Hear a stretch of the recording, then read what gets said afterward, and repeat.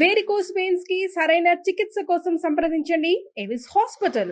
Avis hospital సమర్పించు legal advice కార్యక్రమానికి స్వాగతం. నాతో పాటు అడ్వకేట్ వెంకటేశ్వరి గారు ఉన్నారు. నమస్తే. నమస్తే అండి. అమ్మ, స్నేహ అనే ఒక అమ్మాయి మన దాకా వచ్చింది. మీతో మాట్లాడాలి, మీ సలహా కావాలి అనేసి. అంటే తనకు సంబంధించిన సమస్యని కొన్ని ఆల్రెడీ మనం లీగల్ అడ్వైస్లో మాట్లాడాం కూడా. లివ్ ఇన్ రిలేషన్స్ ఇవి ఎలాంటి పరిణామాలకి దారితీస్తున్నాయి, దీని పరిస్థితి ఏంటి? ఒక ఎపిసోడ్లో నాకు చాలా బాగా గుర్తు, మీరు చాలా అగ్రెసివ్గా మాట్లాడారు దీనికి సంబంధించి. ఆడపిల్లలు ముఖ్యంగా ఎలాంటి ఇబ్బందులు పడుతున్నారు అనేదానికి స్నేహ కథే ఒక ఉదాహరణ అమ్మ. నేను చెప్పటం ఎందుకు, స్నేహ ఎలానో మన స్టూడియోలో ఉంది కాబట్టి ఒకసారి మీరే మాట్లాడండి. తప్పకుండా అమ్మా. స్నేహ నమస్తే అమ్మా. నమస్తే. నమస్తే. నమస్తే అమ్మా. స్నేహ ఇక్కడ దాకా వచ్చారు, మీ కథ అంతా కూడా నాకు చెప్పారు. నాతో పాటు మీరు మేడంకి కూడా చెప్తే మీకు ఒక సలహా, ఒక సూచన ఇవ్వడానికి ఒక అవకాశం ఉంటుంది. భయపడొద్దు, భయపడాల్సిన అవసరమే లేదు. సమస్యలకి పరిష్కారం చూపించే వేదికే లీగల్ అడ్వైస్. ఏమ్మా, ఏమీ అబద్ధం చెప్పకుండా జరిగింది జరిగినట్టు చెప్పండి. ఏ ఊరు, ఎక్కడి నుంచి సమస్య మొదలైంది, పూర్తిగా చెప్పండి. అసలు మీది ఏ ఊరు? నా పేరు స్నేహ మేడం. ఓకే. నేను మాది అనంతపూర్. జాబ్ కోసం అని బెంగళూరు. ఏం జాబ్ చేస్తున్నారమ్మా? నేను అకౌంట్స్. ఏం చదువుకున్నారు మీరు? బీకామ్. Super super. బీకామ్ చేసి అకౌంటెంట్గా బెంగళూరులో జాబ్ చేస్తున్నారు. సంతోషం తల్లి. 1 year అయింది మేడం అక్కడ నుంచి. బెంగళూరులో మంచి కంపెనీ ఏనమ్మా? మంచి కంపెనీ మేడం. ఓకే. అక్కడ సార్ తను పరిచయం అయ్యి 6 సార్ అంటే ఎవరు? అకౌంటెంటే తను కూడా, కానీ నాకన్నా కొంచెం సీనియర్. అయితే తనతో పాటు తను నార్మల్గా, నేను నార్మల్గా ఫ్రెండ్ లాగా మాట్లాడుకున్నామండి. కొన్ని రోజులు మాట్లాడుకున్నాము. దాని తర్వాత స్నేహం కాస్త ప్రేమగా మారింది. ఓ.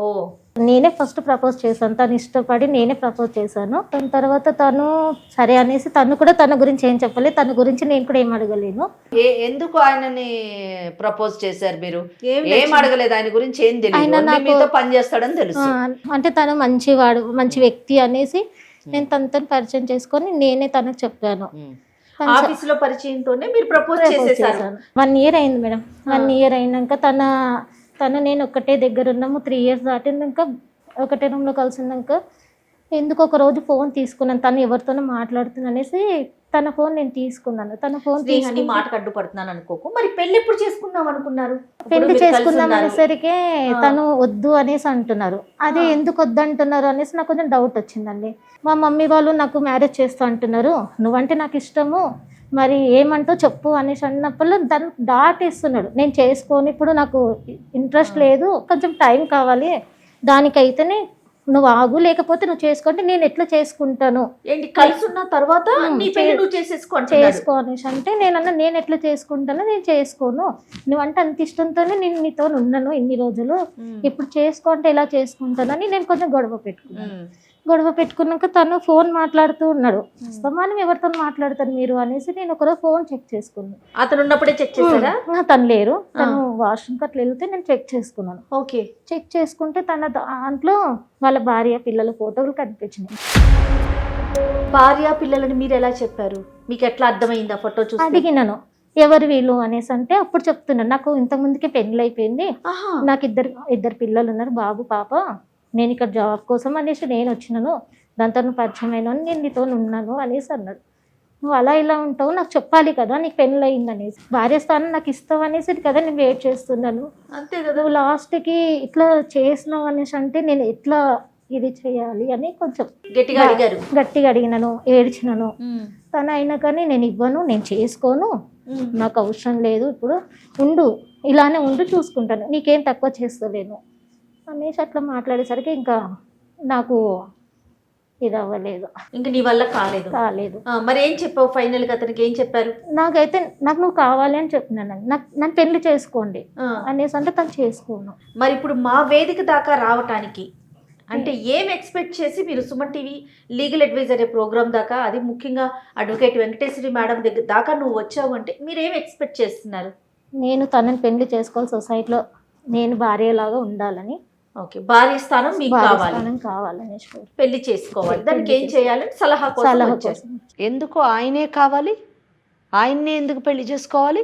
తన మీద ఇష్టంతో కావాలి. ఏమి ఇష్టం? అదే ఆ ఇష్టం ఏంటని అడుగుతున్నాను. ఆయన పదవి ఇష్టమా, లేకపోతే ఆయనకు వచ్చే జీతం ఇష్టమా? తనకు వచ్చే జీతము. మరి ఏమి ఇష్టం మీకు ఆయన అంటే?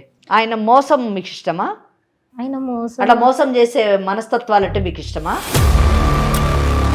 మరి ఏమి ఇష్టం చెప్పండి? ఆయన అంటే ఎందుకు ఇష్టం కలిగింది?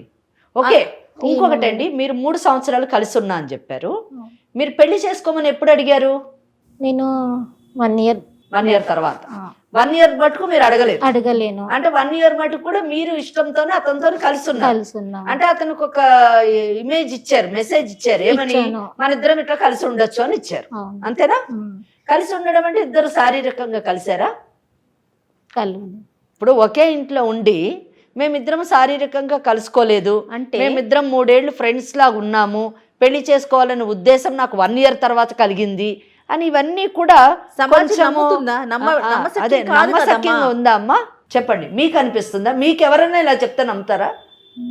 నమ్మరు కదా. చాలా నిజం చెప్పండి స్నేహ, మీరు దాచొద్దు. ఏం జరిగినా నిజం చెప్పండి. ఫిజికల్ రిలేషన్షిప్ ఉందా లేదా చెప్పండి.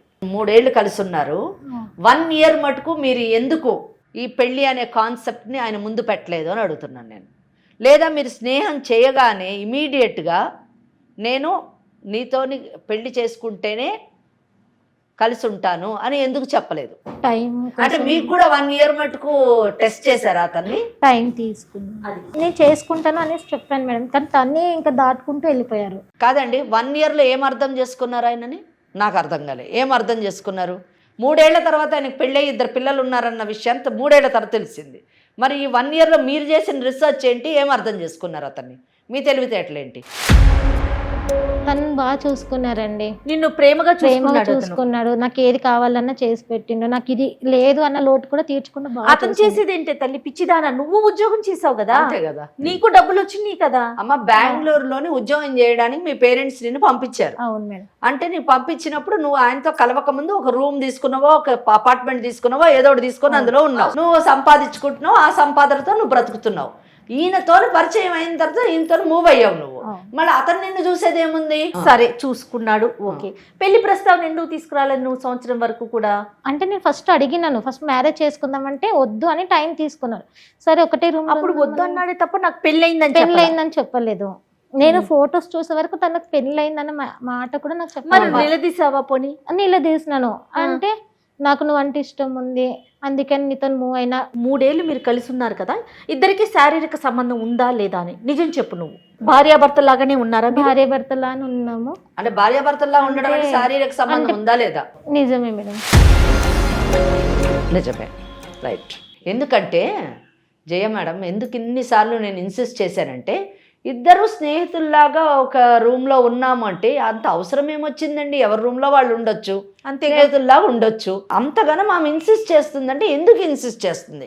వాళ్ళ ఇంటోళ్ళు వేరే సంబంధం చూస్తారో అని అంటున్నారు. ఎందుకు వేరే వాళ్ళని ఆమె చేసుకోని అంటుంది? ఎందుకు ఇష్టపడలేదు?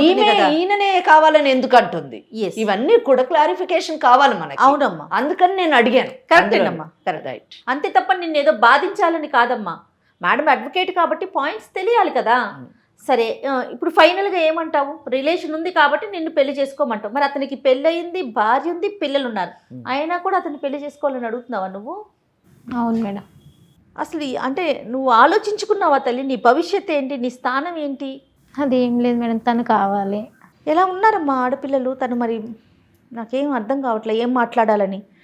ఒక భార్య పిల్లలు ఉన్నా సరే నాతో ఉన్నాడు కాబట్టి నాకు అతనే కావాలి, అది భార్య స్థానమే కావాలంటే అది ఎలా సాధ్యమమ్మా? అంటే ఈ కేసులో నేను కూడా కొంచెము స్టార్టింగ్ నుంచి తన అమాయకురాలో తెలివైన అమ్మాయో నాకు ఈ కేసు నేను కూడా బ్లాంక్ అయ్యాను. ఎందుకు అయ్యానంటే, సాధారణంగా మనకు భార్య స్థానంలో ఉన్న అమ్మాయి వచ్చి నా భర్త ఇలాగా వేరే అమ్మాయితో అక్రమ సంబంధం పెట్టుకున్నాడు, నా ఒక్క స్థానము నా పరిస్థితి ఏంటి మేడం, నా స్థానాన్ని నాకు తిరిగి ఇప్పించండి అని అడుగుతారు. ఇక్కడ అసలు రైటే లేని ఆమె, హక్కే లేని ఆమె వచ్చి ఎంత ధైర్యంగా కూర్చొని, అంటే మీరు అంటున్నారా ఆమె అమాయకురాలు అనుకోవాలా లేకపోతే ఏమనుకోవాలి అని భయపడుతుంది అంటే, నేను ఈ మాటల్ని నేను సపోర్ట్ చేయలేను. నేను ఎందుకు సపోర్ట్ చేయలేనంటే, నీకు అసలు ఏమి హక్కు లేదు. సంవత్సరం మటుకు నీకు పెళ్ళని ఆలోచన లేదు. అతనితో కేవలం స్నేహము, ఎంజాయ్మెంట్ మాత్రమే, రిలేషన్షిప్ మాత్రమే కావాలని చెప్పేసి నువ్వు 1 ఇయర్ ఉన్నావు. మీరేంటి అబ్జర్వ్ చేసేది అతన్ని?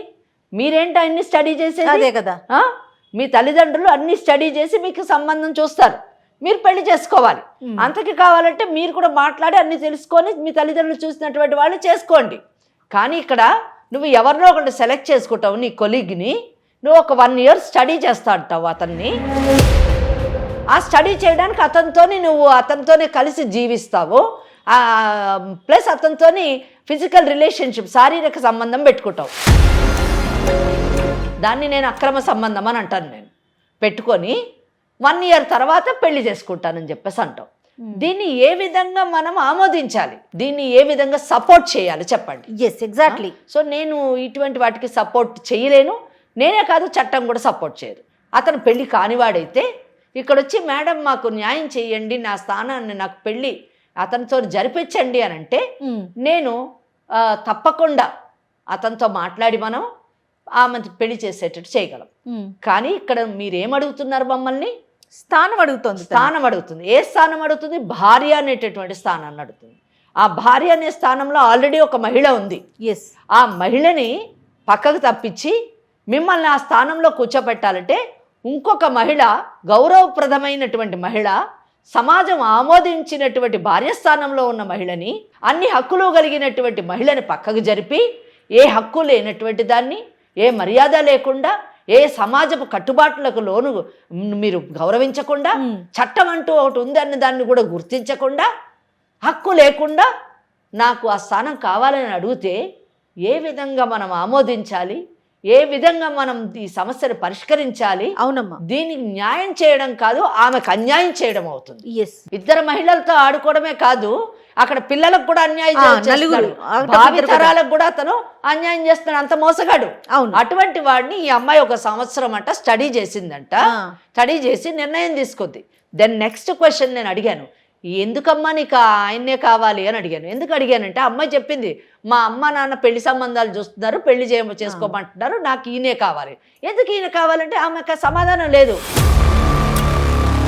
ఆలోచన ఉంటే కదా భవిష్యత్తు మీద. ఇక్కడ ఏంటంటే అండి, ఈరోజు సమాజంలోని చాలా మటుకు యువత సహజీవనం అన్నది అదొక ఫ్యాషన్గా మారిపోయింది. కరెక్ట్ అమ్మా. అంటే తోటి యువతతోని వాళ్ళు మూవ్ అవుతున్నప్పుడు సహజీవనం చేయడం అదొక పెద్ద మోడర్న్ థాట్ లాగా అయిపోయింది. అదొక ఆధునీకరణ లాగా, అది ఆధునిక భావాలకు సంబంధించిన దానిలాగా, వాళ్ళు ఏదో చాలా అడ్వాన్స్డ్ లైఫ్ లీడ్ చేస్తున్నట్టుగా ఆ పిచ్చి ఆలోచనలో. అవును. నేను అడుగుతున్నాను ఈనాటి యువతని, ఇటువంటి దారిలో నడిచేటటువంటి వాళ్ళని, ఇటువంటి ఆలోచనలతో వెళ్తున్నటువంటి వాళ్ళని నేను అడుగుతున్నాను, మీకు సహజీవనంలోని ఏమి హక్కులున్నాయి, మీకు సహజీవనంలోని ఏమి భద్రత ఉంది, మీకు పుట్టేటటువంటి పిల్లల యొక్క భవిష్యత్తు ఏంటి, సమాజంలోని వాళ్ళకి ఎంత గౌరవం లభిస్తుంది? ఇటువంటి యువత ఆలోచించుకోవాల్సింది ఏంటంటే, నేను ఎంత గౌరవంగా బ్రతుకుతున్నాను, సమాజంలో నేను ఎంత గౌరవింపబడుతున్నాను, నేను ఎవరితోనైతే సహజీవనం చేస్తున్నానో ఆ వ్యక్తి దృష్టిలో నా యొక్క స్థానం ఏంటి, నాకు న్యాయం చేయండి, ఆ స్థానం ఇవ్వండి అంటే మనం ఇక్కడ అటువంటి పనులు చేయడానికి లేము. అమ్మ మరి ఏం చేద్దామమ్మా? ఏం లేదమ్మా, ఈ అమ్మాయి ఆలోచన విధానం తప్పు, ఈ అమ్మాయి జీవన విధానం తప్పు. ఓకే. చక్కగా తల్లిదండ్రులు చూసిన పెళ్లి చేసుకొని జీవితాన్ని కొనసాగించడం సరైనటువంటి నిర్ణయం. ఈ అమ్మాయికి మనం చెప్తూ బుద్ధి రాదు. మనం ఆ అబ్బాయితో మాట్లాడదాము, ఆ అబ్బాయి అసలు ఏమంటాడో విన్న తర్వాత మనకి అర్థమవుతుంది, ఆమెకు కూడా అర్థమవుతుంది అని నేను అనుకుంటున్నాను. మనమేమి అతన్ని బెదిరించి ఈ అమ్మాయిని పెళ్లి చేసుకో అని చెప్పేటటువంటి పరిస్థితి కాదండి, అస్సలు కాదు. ఎందుకంటే section 5 of Hindu marriage act ప్రకారము 2వ వివాహం చేసుకోవడానికి అవకాశం లేదు. ఓకే. ఎలాగంటే విడాకులన్నా అవ్వాలి, భార్య చనిపోయి అన్నా ఉండాలి. ఇక్కడ ఆ అమ్మాయికి విడాకులు ఇచ్చి, భార్యకు విడాకులు ఇచ్చి ఈ అమ్మాయిని పెళ్లి చేసుకో అని చెప్పేసి ఆ అబ్బాయి చెప్పేటటువంటి ధైర్య సాహసాలు నేను చెయ్యను. ఎందుకంటే అక్కడ 2 బిడ్డలు ఉన్నారు, తప్పు చేయనటువంటి భార్యకు ఎందుకు విడాకులు ఇవ్వాలి? 2 బిడ్డలు అంటే భవిష్యత్తుని ఎందుకు పాడు చేయాలి? ఒకవేళ అతను చేసుకుంటే భారతీయ న్యాయ సంహిత ప్రకారము సెక్షన్ 82(1) ప్రకారం 7 సంవత్సరాలు జైల్లోకి వెళ్తాడు. సో ఇవన్నీ అతనికి తెలియచేద్దామంటారా? తెలియజేయాలి. ఒకటి. ఇంకోటి ఏంటంటే అతను భవిష్యత్తులో ఇటువంటి తప్పు చేయకుండా ఉండాలంటే తెలియజేయాలి. కరెక్ట్. ఒకటి. రెండోది, అతను ఏం చెప్తాడో విందాం. లేదు నేను ఆ భార్యను విడాకులు ఇచ్చి ఈమెను చేసుకుంటాను అని అంటే అతను ప్రేమన్నట్టు. లేదు నా భార్యను నేను విడిచిపెట్టను అన్నాడంటే ఈమెకు బుద్ధి రావాలి. ఈమె పరిస్థితి ఏంటి? కాదమ్మా, అతనికి కాల్ చేయి. మరి అతని పేరేంటి? కృష్ణ. బా, పేరుకు తగినట్టే ఉన్నాడు. ఏంటి వీళ్ళు ఇట్లా అనేస్తున్నారు? బిక్క చూపులు చూస్తా ఉన్నావు. ఒకసారి కాల్ చేస్తావా? మాట్లాడదామా? అమ్మా, తను మాట్లాడటానికి ఇబ్బంది పడతా ఉంది. నేనే ఒకసారి కాల్ చేస్తాను, తప్పకుండా ఒకసారి మాట్లాడతాను, వినండి మీరు కూడాను.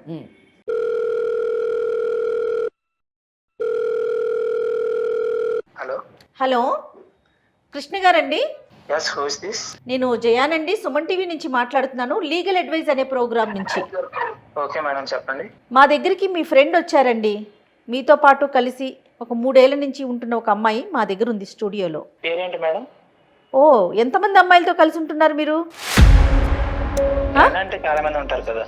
ఏంటి ఫ్రెండ్ అన్నారు కదా మేడం, ఫ్రెండ్స్ అంటే చాలా మంది ఉంటారు కదా. ఫ్రెండ్స్ అంటే చాలా మందే ఉంటారంట. ఒక్కసారి నువ్వు హలో అనమ్మా, చెప్పు నీ పేరేంటి, నువ్వే చెప్పు. హలో హలో కృష్ణ, నేను స్నేహన్ మాట్లాడుతున్నా. స్నేహ, అవును, చెప్పు. అదే నేను పెళ్లి చేసుకుందామని అంటే దాటేస్తున్నావు కదా.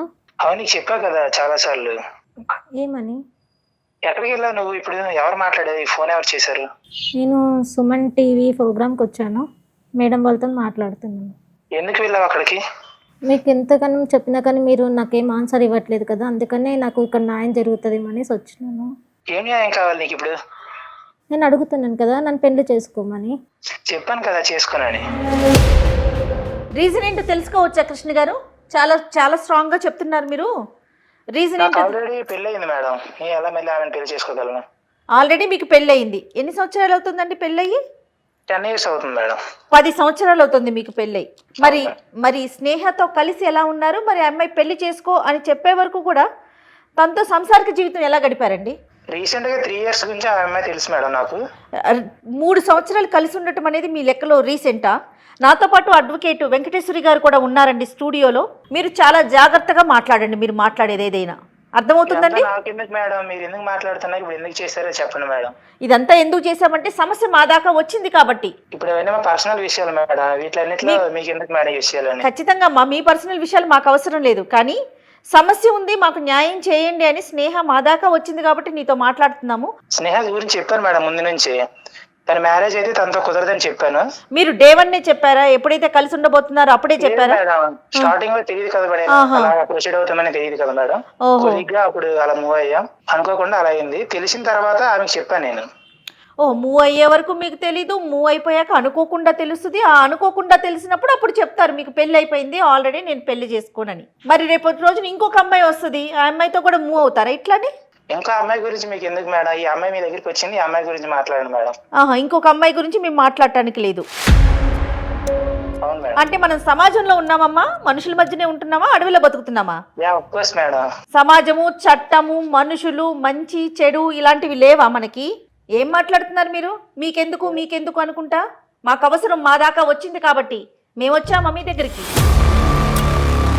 ఆ అమ్మాయి పెళ్లి చేసుకోమంటోంది, మరి పెళ్లి చేసుకుంటారా? నేను చేసుకోను మేడం.